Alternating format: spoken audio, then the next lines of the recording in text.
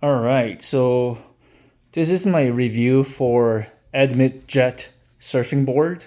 Um, I always wanted to buy a surfing board, so I started looking up online, and there are a number of options that were available, but most of them are very expensive. And I did more searches, and I found that some of the Chinese brands were quite more affordable than the popular brand.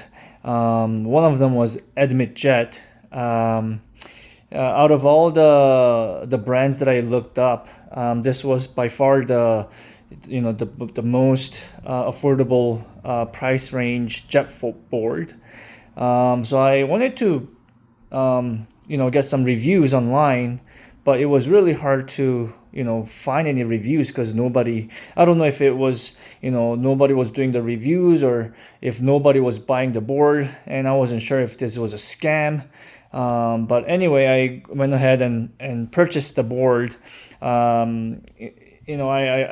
bought it in May 2025, and I contacted the supplier through their website, and ordering was quite easy. It was quite fast, but things have changed. I tell you what the change was later, but basically, they will give you the invoice through PayPal, and then you just send the money, and then they'll send the item to you to your house. So I bought the board, I sent the money, and then as soon as I sent the money, the guy stopped replying back to my messages. So I was like, oh shoot, this must be a scam. I just lost, $6,000.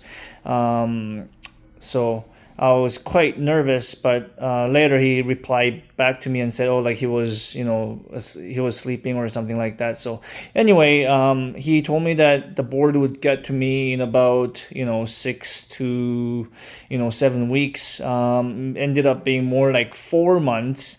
When I got the board, because it was sometime in April that I got my board. The problem with the Admitjet I found was that as soon as you send your money, like they stop replying back to you. They start to ignore you. I'm having some issues with the Jetboard right now, but it's really hard to get a hold of the guy, because I think I have to get the propeller, because I think the propeller broke or something like that. But he's not replying back to me, but hopefully he will. But anyway, the board itself is quite nice. It's quite heavy. I think it's heavier than other brands like Rush Wave or Goyojo board. But I guess like the heavier board, I heard that it's actually good for stability, things like that. But it's heavy. The quality is quite good. The battery is quite heavy. It's quite fast, but it's really hard to get on the board while you're in the water. I always have to like start from like standing up from a dock or something. That's the only issue. It's very heavy, so I'm just like breaking my back every time I try to load it